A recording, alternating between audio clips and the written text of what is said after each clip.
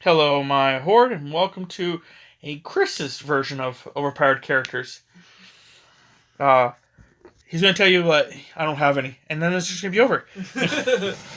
And then anything else that you want to bring up while we're any other characters Yeah. to fill in time.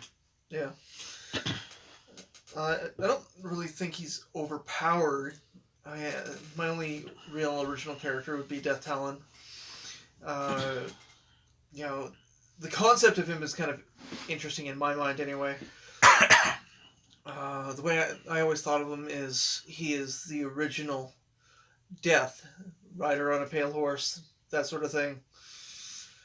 Just evolved over time, and you know he's part of a mercenary crew, talent company, and he specialized in guns. And yeah, Yeah, I think with that one, Chris had talked to me about it at one point when we first started hanging out, and he was still like on the fence about certain things of it, and I was trying to help him out with certain things, and I was going with the concept that it was when I was talking to him about it that it wasn't the original death.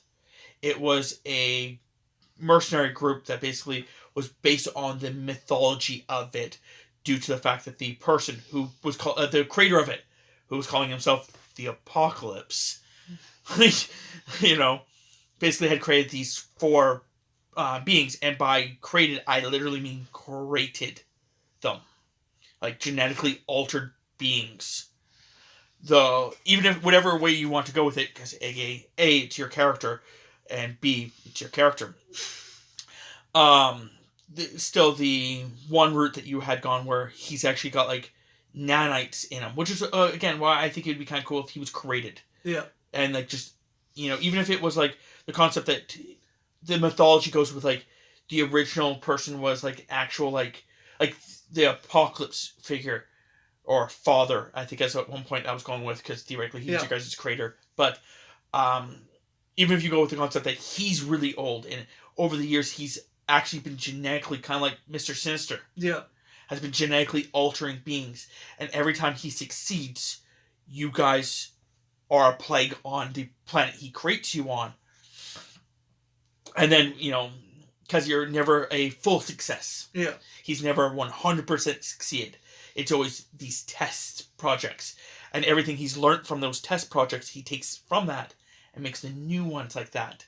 And then as you progress through the generations and years, you basically are now this being that has nanites in it, which can heal.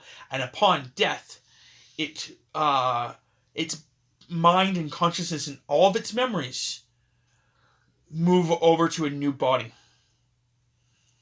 Which I think when we were talking about it was actually like there are multiple clones on different planets. Any planet that this man had his Talon company, he would have clones of his children just sitting in things waiting. So if they ever die, it can just go to there, come back, and it would basically be ready for combat again. It was one of the things that when Chris was talking about, like, that would be fucking brutal. Because then you would kill the guy, and then like a day or two later, it would just show up again. Not only that, but the clone was probably a little bit better than the original, and he already knows your tricks. Exactly. See, you're now into a lot more shit. So like I said, that alone would be. Well, the most brutal part about that would be the very first time, before you even know that they can come back. Because here you are, you think you've beaten this guy, and then a couple of days later, you're just kicking back for a drink and everything else like this, and then you see him through the window with a rocket launcher. Oh, if he was going to go that extreme, yes. But no, he set to two guns that were theoretically bio-coded and nanites. So basically, once he dies, the guns disappear. And the guns, nano constructs. And the guns could fire infinite bullets because they were creating nanites from within him. So as long as he willed the guns, they would keep firing. I could see how that would work. I would still say that the nanites would probably be taking like material from where he was standing or whatever to create the ground. But nanites can create themselves from nothingness. No, they can't. They need Yeah. Oh no. Then you're not thinking about the right nanites. There are nanites out there that can actually create themselves from nothingness. Now, in our universe, keep in mind, but theoretically, they just need a power source, like theoretically a little mini reactor. And if he had theoretically a little mini reactor within him, they would create the other nanites from theoretically energy. You're talking replicator style. Sure. No, by replicator style, I mean they are basically converting energy into matter. Yes, we'll go with that. Yes, but yeah, having something like that would be freaking brutal. Also, it would also make sense if he did have a kind of a little mini replicator or mini power source inside him, because then upon death, his body would incinerate. Yeah, just overload the reactor. So that no one can ever study the... Or breach the containment. The other thing about that is that there's the other three horsemen. Which, how they worked was the fact that all the other horsemen, yeah, their gimmick, no, it's not really a gimmick, but the what they're known for, they actually will do. Like, for example, one of them, I can't remember which one it is because I can't remember the horsemen's actual names. Plague, Pestilence. I think it's Plague. Plague, when he actually walks by, he has his nanites will go out and actually infect people. And the other one, he will actually degrade food and make things degrade. As Plague, what I would do is... And War, he actually purposely went out and he was very diplomatic. War was very diplomatic because what his goal was to convince you and you to fight. So his was pheromones kind of idea to convince people to fight. No, Pestilence, I think more along the lines of the main threat from them is you don't want them to die. Well, because the concept is if they die, a virus gets released. Yeah, well, theoretically, the concept is that he has viruses inside him. He just produces them. And he's immune to them. And yeah, that would be they never work together. Because if they work together, they are an apocalypse. So they kind of, stay away from each other when they work. Each experiment's running on a separate planet. If we come together, there's not going to be a planet left. Yeah. And I was talking to Chris about the fact that the only way to kill his character, honestly, is to find all the clones, kill all the clones, then kill him. The only other way I could think of would be to somehow block the transference. Which you would have to think about the concept that what happens if his transference is on a 24-hour cycle. Yeah, I know. Like I said, that's the only other thing I could That's how I thought about it, is kind of a 24-hour cycle, kind of like so how worst case scenario is you lose 24 hours memories. But then if he's losing 24 hours memories, he's then coming back now even more cautious, because now he knows you're doing it. Now he knows somebody's screwing with him. Yeah. So no, I do actually agree that character and then, is pretty OP if you start going down the route that I'm talking about, where you have all this stuff, because then they're and they're a great marksmanship, because they don't shoot to hurt. No, he's death. Yeah, no. Shoot to kill. Sniper mentality. One shot, one kill. I think the concept is that Chris was going with the idea that he was using two Desert Eagles. Yeah, but the concept of the one shot, one kill. No, I'm just saying. You're aiming to kill whatever the hell you're shooting. But I was going to say the other thing was the fact that I don't think he was limited to that. It was just those were his preferred. Yeah. So he could snipe you. He was an expert marksman. He could hit you with anything. Any type of gun he was an expert in. It was really interesting. He could snipe you. He could shoot you with a cap and ball pistol if you wanted to. Me and Chris actually went over the fact that at one point his character and my character had actually met. And the thing was the fact that his character wanted to kill somebody. My character wanted to keep that person alive. So, and we only need to keep I only need to keep the person alive for 24 hours. And he needed to kill the person within the 24 hours. And basically we went to war against each other. It was a stalemate. Well, theoretically I won because the person lasted the 24 hours. But that was the only reason I won. A technical win is still a win. Because the fact that like I kept preventing the bullets from hitting the person, but that was like they were always really close and like they were always on point, and it was just the fact that I'm as quick as a bullet, so I can stop them. And he starts like trying to ricochet them, and now I have to like stop the ricochet, and it's like like all that stuff. And like I said, it was only the fact that I had to keep the person alive for 24 hours, which is what stopped it from going any problem. Because if it had gone too long, he probably would have started going more drastic measures. With me, it would have to be the concept that I don't think I could have kept up for that long. Especially if you start going drastic measures like area effects. Yep. So, and you didn't have Just the fucking resources. purple Yeah. bomb was. Yeah. You can't reflect a nuke. And then the next time me and his character meet, because again, theoretically they're both ageless beings. I like pull like because my character has katanas. He like goes to like do it. And he's like, "Oh, dude, we're good. I'm not here to kill anyone that this time. So we're on opposite sides, and I don't hold grudges." I'm like, "That's good." Otherwise, this will be a while. And like there was another character that one of our other friends, he was talking about his original character and what he wanted to create for it. I'm not going to go into too much details.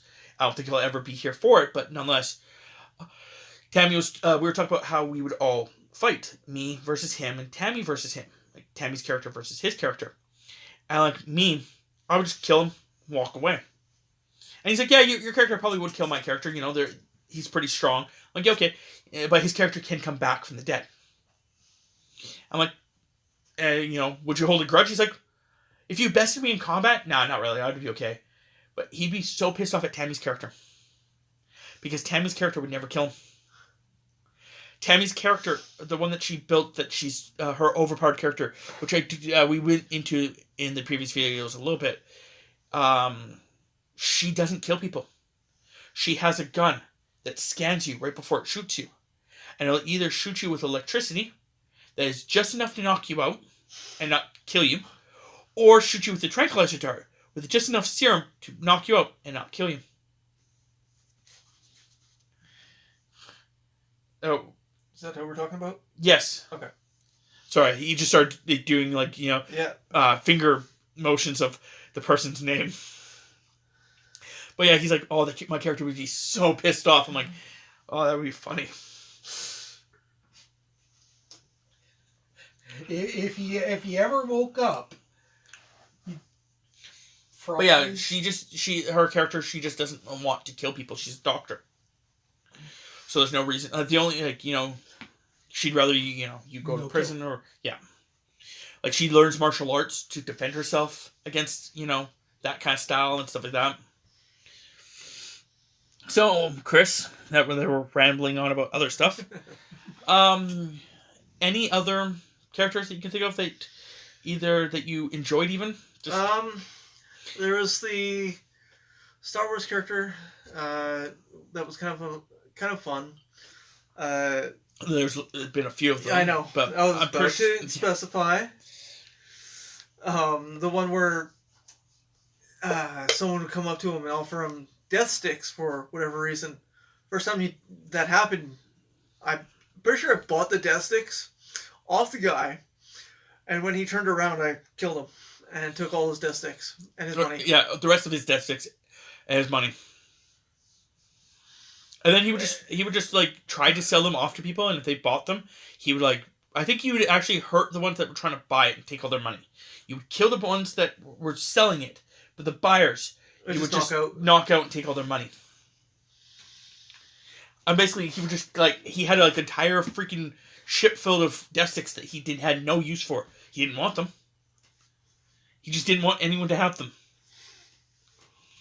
It was a funny character. I don't know why he was doing it, and I was as the GM, I was just like, "I'm fine with this."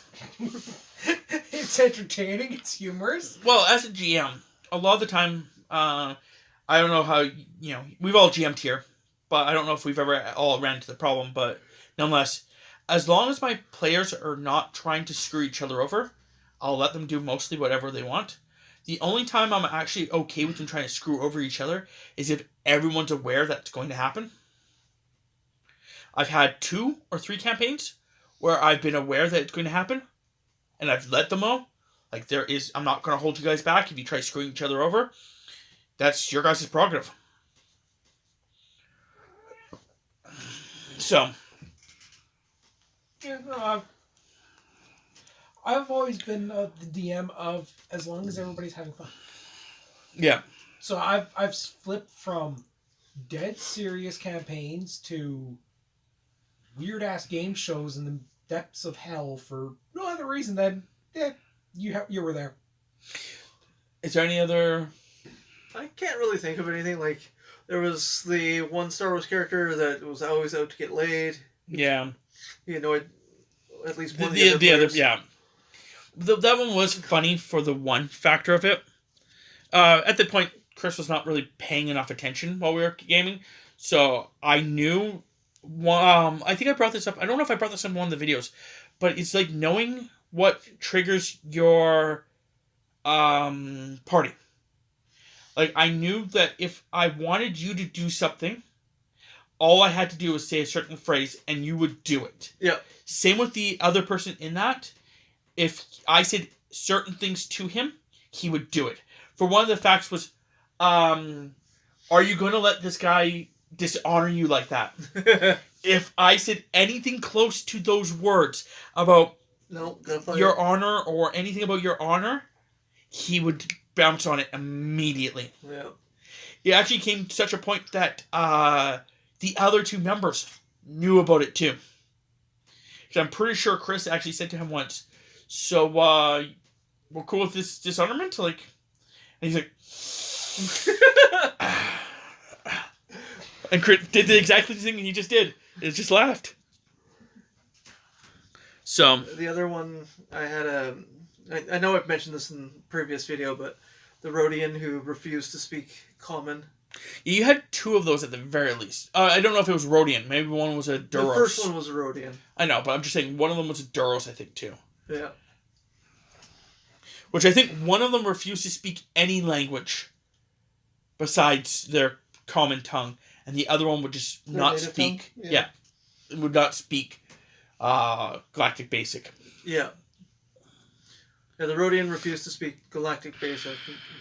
You want to speak Huddies, you want to speak Rhodis, whatever, he was fine with that. He just would not let Common dirty his mouth. Yeah. Trying to make a new cat? What Jay's referring to is a cat sitting on my lap and I'm just pulling fluff out of her. She's a very short-haired cat, but she's just shedding like there's no tomorrow. I'm going to have to give her a bath. And if you're watching this, like, and it's like, you're like, they talked about that like 3 or 4 weeks ago. Try like 3 or 4 hours ago. For me, anyway. Yeah. But nonetheless, you know, I remember some of those characters. I remember, some of the fun of those. Speak about that. Do you think fun of the characters? Yeah. Okay. Anything else you got, or you good? Okay. Can't think of anything. So, we were actually talking, and that's actually where I'm going to now segue to. I don't have a segue, so you're just going to have to imagine I have one. No, I was meaning like the actual like little vehicles, little segways. Oh, Segway, yeah. Okay. Yeah.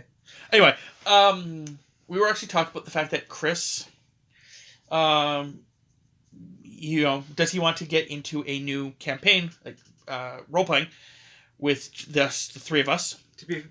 To give a point of reference, I have a really hard time role playing 90% of the time. If I can find something about the character that I really like, if I like the campaign or something, I can sometimes get into the character and we can have a lot of fun with it. But unfortunately, those characters don't tend to last. Actually, there was one other character that was kind of fun. Yep. My one Malkavian. Oh, yeah, okay, yeah. Tammy actually brought that up, about the fact that she was actually playing a Salubri. Oh, okay. And that she kept asking you and your lover, Yep. Who were both males, who were having, sex. Yep. If they knew how to properly do it, because she didn't want any tearing. Because Salubris are healers. To give you guys and Jay who's giving me the blank stare, which is great that Jay's giving me the blank stare because the fact that I would have forgot to tell you guys. Yeah, they're healers. So, in this campaign, we're playing samurai. correct. So this is like It's a vampires campaign. And they're all ghouls, born ghouls, which means that they're a vampire has been giving their parents vampiric blood to make them stronger, and the blood then goes to the child. And when they get born, they are actually stronger. So the Malkavians are they're the crazy ones. One of their abilities. Yeah, exactly. That's exactly it. Devnil. Anyway, we were doing a recon of this little village. We weren't supposed to be seen. Unfortunately, this one guy saw me at least, and so I used my ability to kind of make him go crazy, and I had to roll for it. And depending on what I rolled, it would have a varied effect. What I rolled actually worked out really nicely. He would see something out of the corner of his eye for like 2 days, but every time he'd look, there's nothing there. I would like to correct you on one word. Oh. Days. I'm pretty sure you got year. Was it a year? It was something stupid like that. You really succeeded on that. And the poor man was screwed for like a year. Where he would see something out the corner of his eye for a year. Constantly looking, not seeing anything, starting to get twitchier. Yeah, exactly. Twitchier. Yeah, it was bad. But yeah, it was a interesting character too. The campaign kind of failed. I think two people had to jump out. So it left, and then Tammy wasn't showing up on a regular basis, so it dropped the group from 5 to 2. Yeah, and it just didn't work out. Didn't work out that well because of it.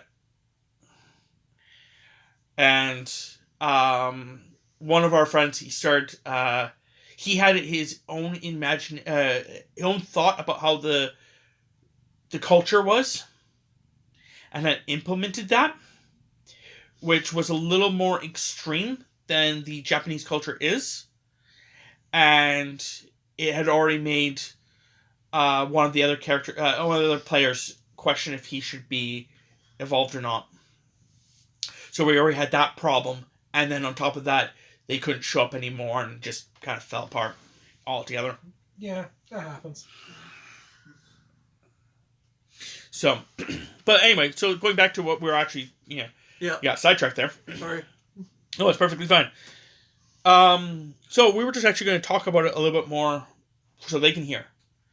The reason we're doing that is because we may do something for the channel. We're not quite sure yet. Mostly because of the fact that it would just be the three of us. So, and it would just be us recording while we play.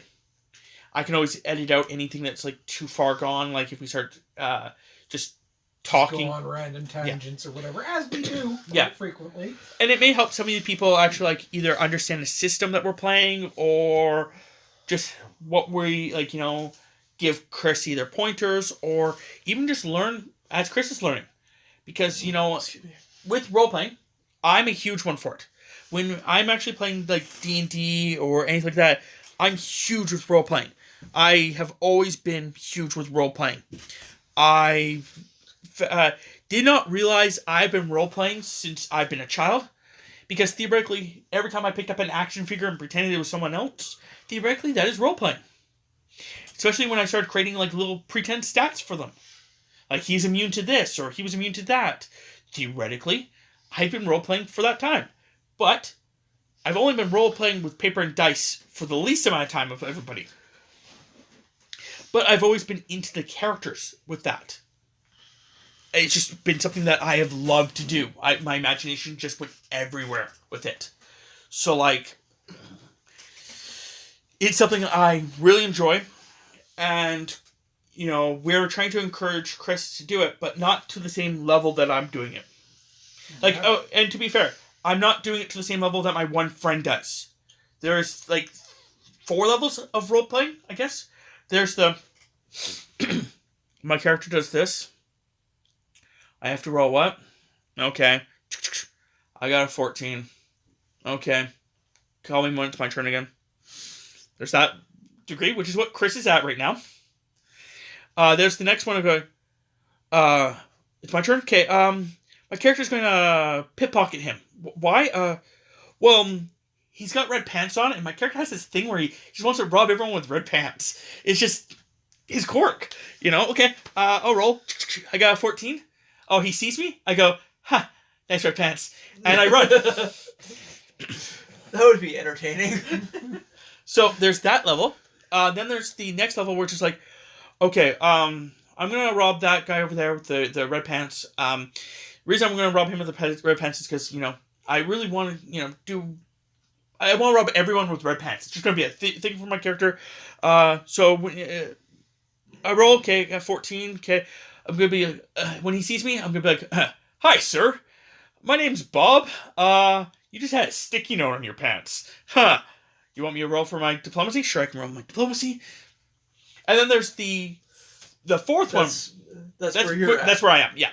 At level 3. Yeah. Then there's the level 4, who's... I'm going to steal, from him. He's got red pants. I like the color burgundy. It makes my heart pump, this burgundy. I roll. I only get a 14. Oh, I do not succeed. Oh, he looks at me. I go, sir, I do not know if you know this, but I have a thing for burgundy. Would you like to trade me pants? And it's like going into like the whole voice, like giving him a whole new voice. I have not played with that person. I have. I know you have. Not either. That would drive me No, nuts. Man. The No, thing it is, was he gets right into it. I know fun. who he's talking about. It was, I jammed him. He's my best friend. He was being a dwarf. So, like, he, like, got the accent together, like, if he was a dwarf. Like, he started, saying his words like a dwarf would. And, like, he would get, like, anytime I was like, you have to, he's like, oh, I'd like to roll my, spot kind of idea. I'm like, okay, yeah, roll. And he's like, I tell him if, like, he succeeded or not. And he'd be like, so I guess I see nothing. Like, I'm like, nope, And he's like, oh, man, that's a shame. He was getting really into the character. And, like, that's also a group of people that I was talking to. They were talking about the fact that, like, the people that they watched for a while was, like, wanting to do... they do a system where you can just call upon a friend. It's basically like, I know a friend. That's what it's called. I know a guy. That's what it is. And now I know exactly what the wording is. So it's like, you guys are all stuck. You guys can't proceed any further. Instead of coming up with a plan, you guys go, I know a guy. And then basically you can create, like, whoever says it, so let's say, like, Chris says it, he can create now an NPC who could actually, that he knows as a friend, who can actually help him get past this obstacle. The problem I have with that, when they were talking about it, is the fact that I don't like that, because then it just makes it so you don't think about what the problem is and how to solve it. And with him, he was doing something similar, but less. He was going on about the fact that, like, he knew what a gold mine was because his uncle owned a gold mine. I'm like, okay, but your problem is that you actually don't have that skill, so just keep that in mind. That anything you tell him is bollocks. He's like, okay, fair. And it's like, it was that level. So, we are coming down to, like, the end of this video, so theoretically, if you guys want to talk about more of this, we can go more into it in the next one, or we can just save it for later, but it's up to you guys. But going with the, like, so the idea is that we're going to try getting Chris into this. And if we're going to get him into this, like, we're just basically going to be talking about what Chris wants in a character and stuff like that. So that way we can kind of help him build the character himself. Because then if he's happy with his character, then I can just build whatever character. It doesn't matter to me. I can get into almost any character. I've played women, I've played men, I've played small creatures, I've played large creatures, I've played like, because of the concept of me playing so many NPCs, I've played everywhere. I think I'll probably just stick to straight DMing. I won't have an NPC to run. That's fine. Or not a character that I'll run. You'll have to figure out as we progress if you're going to be making, if it's just going to be me and him, or if it's going to be me, him, and NPCs. It'll depend entirely on what's going on. No, I'm and just what kind of character what concept is going on. I'll figure that out as we're running. And so far, the only thing that Chris has actually stated, which can always be retracted, is that he's thinking about not going towards Dark Ages. Yeah. So I was thinking more. We could technically do steampunk style. Well, that's the other thing, is the fact that, like, we have to be careful that we don't, in my personal opinion, we have to be careful that we don't pick something that is a gimmick, like, you know, like the Renaissance, like we had talked about this off camera. That's why I'm bringing it up. It says, like, we had decided that we were going to talk about some of this, and we're like, oh, this could probably be good for a video. But anyway, we had talked about the Renaissance, and we talked about, you know, steampunk, which all is fine. I'm not going to argue any of these if we actually go down the route. It's just I want to make sure that we're, like Chris had said before, is the fact that he starts getting into a character and then the campaign kind of dies. So we're, you know, basing it off a gimmick may be iffy. Yeah. And at this point in time, it is really Chris trying to figure out what he wants to actually try to do, gimmick-wise. Yeah, we'll figure it out from there. Or, sorry, quirk-wise. But, how would you guys feel about actually watching I guess it would be a secondary podcast, theoretically. They would be a lot longer, mattering on how long we actually play. It would be, because we're still trying to figure out if we're going to be playing once a month or once a week. It's really up to you guys at that point in time, too. If we play once a month, it's fine. Because then we can play for, like, you know, like I said, we can come over on, like, a Monday. If, you know, once a month and play for, like, a few hours. And then after we play for the few hours and record it, we can then break it up within the entire month period. So, you know, there's, the route we go. You know, we're not having to come back every day, because one of the problems with these two is that they work night shifts, and, you know, like Jay had said once, he gets up, gets ready for work, goes to work, comes home, then he does all of his stuff. So he's one of those late night guys. And Chris is the opposite. But Chris also takes a nap before work. Yep. So, you know, messing with the times, you know, it starts causing the problems where, like, the only times we can meet are on the Our weekends. Yeah, your guys' weekends. Yeah. Yeah. So, yeah, that's one of the things. It's also why a lot of, like, stuff that we record as a group gets recorded multiples. Yeah.